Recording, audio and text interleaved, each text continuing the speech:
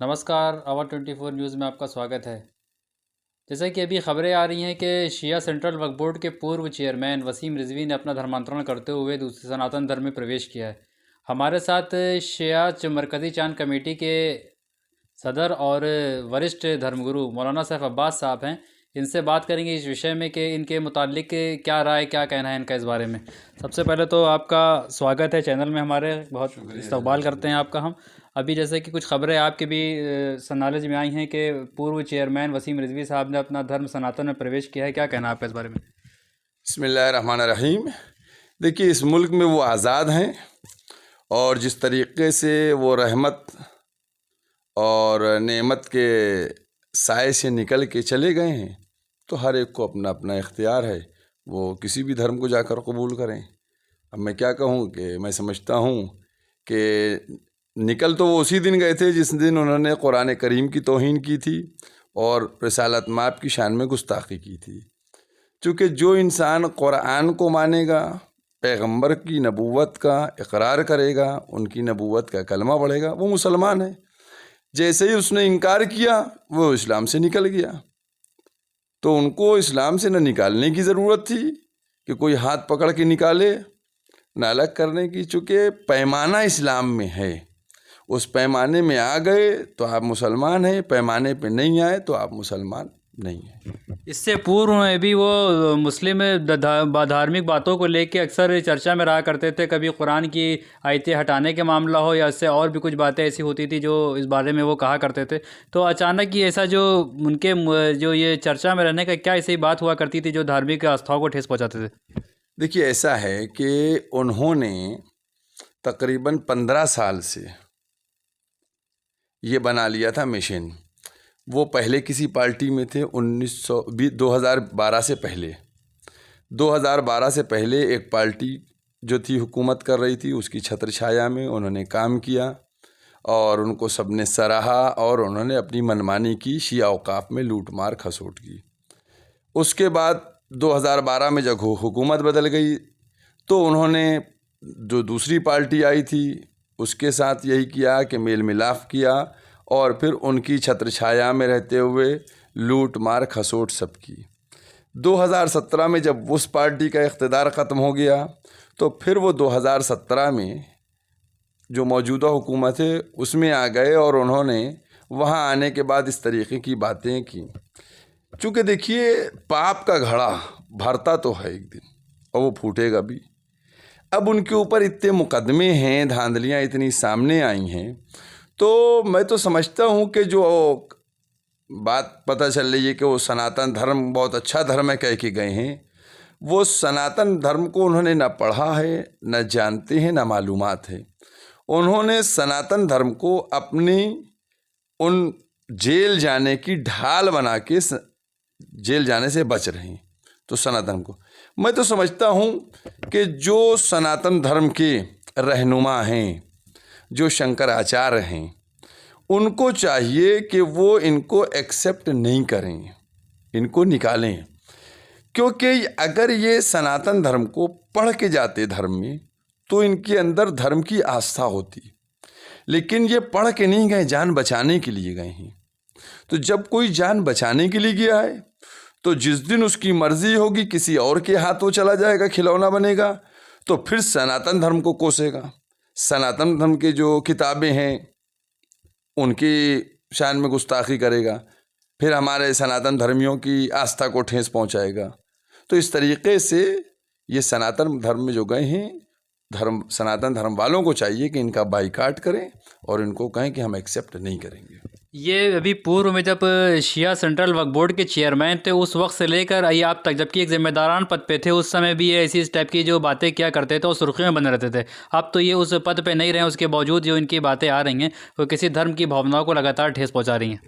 देखिए, इनको ये मालूम था और मालूम है भी कि इस वक्त अगर हमें जेल जाने से बचना है, 2017 तक तो इन्होंने मुसलमानों की आस्था को ठेस नहीं पहुंचाई, क्योंकि जानते थे मुसलमान बन के रहेंगे तो हम बचे रहेंगे।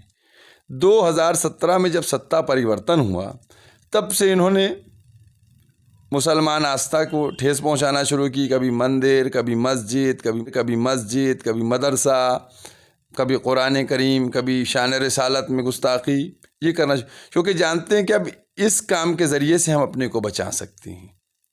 लेकिन ये बचेंगे नहीं, जो कि हमारे मुल्क के अंदर जो संविधान है, उस संविधान में जिस तरीके से उसको तैयार किया गया है कि कोई भी किसी के मज़हब को गलत नहीं कह सकता है, किसी मज़हब को मानने वाले की आस्था को ठेस नहीं पहुंचा सकता है। अगर पहुंचाएगा तो सज़ा का प्रावधान है, उसके तहत इनको सज़ा दी जाएगी। और उसी पे कार्रवाइयाँ चल रही हैं, जो पूरे देश के अंदर एफआईआरें हुई हैं। और मैं समझता हूँ कि ये हुकूमत जो है वो इसके ऊपर ज़रूर एक्शन लेगी, चूँकि धर्म की बात करने वाली हुकूमत जो है वो धर्म की अगर बात कर रही है तो धार्मिक आस्थाओं को अगर कोई ठेस पहुंचाने वाला है तो उसको छोड़ना नहीं चाहिए। जैसा भी आज उन्होंने अपना बयान दिया है, वसीम रिजवी साहब ने, उन्होंने ये बताया है कि उन्होंने इस्लाम धर्म के बारे में जो पढ़ा और मोहम्मद साहब के बारे में जो उन्होंने पढ़ा, उस पर उन्होंने बयान देते हुए कहा है कि इस्लाम धर्म ही कोई धर्म नहीं है, वो एक बनाया हुआ अपने तरफ से एक संगठन है, जो कि उनके बयान में उन्होंने कहा है। देखिए, वो जाहिलों वाली बात कर रहे हैं, उनको तमीज़ नहीं है। उनका पूरा खानदान तो 50 साल से आपके पास क्या थी? आप इस्लाम को मान रहे हैं, आप उसके बाद उसकी पैरवी करते चले आ रहे हैं, आप मुसलमान और शिया बन के आप वक्फ बोर्ड के मेंबर और चेयरमैन बन रहे हैं, तो एकदम से अभी से आपको पता चल गया। देखिए, समझने की ज़रूरत है इसको, चूँकि इनके इस्लाम में रास्ते बंद हो चुके थे। अब ना यहाँ किसी वक्फ बोर्ड का चेयरमैन बन सकते थे, ना कोई मुतवल्ली बन सकते थे। लिहाजा अब इन्होंने सोचा कि मुस्लिम औकाफ को तो हमने नुकसान पहुँचाया ही है, अब क्यों ना हम मंदिरों के ट्रस्ट को, मठों के ट्रस्ट को इस तरीके से हम नुकसान पहुँचाएं और वहाँ की अराजियों को, चूँकि ये एक्सपर्ट हो चुके हैं। अभी आप सुनिएगा, देखिएगा, पता नहीं किस मंदिर की ज़मीन बेच डालेंगे। ये जो यति नसीमानंद क्या है, ये इनके यहाँ जो गए हैं, अभी देखिएगा किस दिन इनका गल्ला फूटा मिलेगा और किस दिन इनकी ज़मीन का कोई बैनामा मिलेगा, तब पता चलेगा। अच्छा, एक आखिरी सवाल ये है कि आपसे, जैसे कि अभी बनी ने बताया ख़ुद अपने कि वो सनातन धर्म में प्रवेश कर चुके हैं, तो अब इनके जो मुस्लिम शरियात थे उस हिसाब से क्या इसमें परिवर्तन होगा? नहीं, मुसलमान है, देखिए, ये जब तक से हमारे इस्लाम में, ये आज नहीं निकले, ये उसी दिन निकल गए थे जिस दिन उन्होंने पैगंबर इस्लाम की तौहीन की है, कुरान की तौहीन की है। तो जिस दिन निकल गए उस दिन ख़त्म इस्लाम से इनका रिश्ता। अब रिश्ता तो रिश्ता ख़त्म। अगर इनकी बीवी इस धर्म को नहीं अपनाती है और वो मुसलमान रहती है, तो ये बीवी को चाहिए कि बीवी इनसे नहीं मिले, चूँकि इस्लाम की रूह से इनकी बीवी को इनसे मिलना हराम हो गया है। समझ रहे हैं आप? तो अब ये तो भाई देखिए, इस्लाम जो है वो एक ऐसा धर्म है कि जिसमें कोई बांधा नहीं, जबर नहीं है, ज़ोर ज़बरदस्ती नहीं है। आपको इस्लाम अच्छा लगा, आप मुसलमान हो गए, कलमा पढ़ा आपने, कुरान तालीम, पैगंबर की तालीम के ऊपर देखा आपने, आप दूसरे धर्म में जाना चाहते जाइए। चूँकि अगर इस्लाम में ज़ोर और ज़बरदस्ती होती तो इब्लीस, जिसने इब्तिदा में जनाब आदम के सजदे से इनकार कर दिया था, जो उनको सजदा ताज़ीम का करवाया जा रहा था, इनकार कर देते, उसी वक़्त अल्लाह मियाँ उनको सजदा करवा देते तो शैतान नहीं ख़त्म हो जाता। लेकिन छोड़ा जाता है, मोहलत दी जाती है, ताकि उसका चरित्र सामने आ जाए दुनिया के, और इनका चरित्र सामने आ गया दुनिया के। जैसे कि हम अपने चैनल के ज़रिए से ये कहना चाहते हैं कि सर्वधर्म सम्मान है, सबका अपना अपना अलग सम्मान है, और हमारे डेमोक्रेसी भारत लोकतंत्र में सबको अपने धर्म के साथ रहने का पूर्ण तरीके से अधिकार है। मौलाना साहब, आपसे एक वो सवाल ये है कि आप हमारे चैनल के माध्यम से पूरे हिंदुस्तानियों के लिए कोई संदेश धार्मिक एकता का क्या देना चाहेंगे? मैं सबसे बड़ा संदेश ये है कि जो हमारा मुल्क है और जिस मुल्क की खुसूसियत ये है कि इसमें हिंदू, मुस्लिम, सिख, ईसाई, बौद्ध, सब मज़हब के लोग रहते हैं। यहाँ के भाईचारे को मजबूत करने की ज़रूरत है। क्योंकि इस वक्त जिस दौर से हम गुज़र रहे हैं, ये दौर ऐसा है कि जहाँ नफ़रत की आग को भड़काया जा रहा है, भाई को भाई से दूर किया जा रहा है। वो हिंदुस्तान के लोग कि जो हिंदू मुसलमान के कभी होली में गले मिलते थे, कभी ईद में गले मिलते थे, कभी बकरीद में गले मिलते थे, आज उनको दूर किया जा रहा है, दिलों के अंदर नफ़रत फैलाई जा रही है। तो हम लोग सब देशवासी 135 करोड़ जनता हिंदुस्तान की, मुल्क की, ये मुत्तहद होके अपने मुल्क को मजबूत करने की कोशिश करें और ऐसे लोग के जो नफ़रत के आग लगा रहे हैं, बीज बो रहे हैं, इनको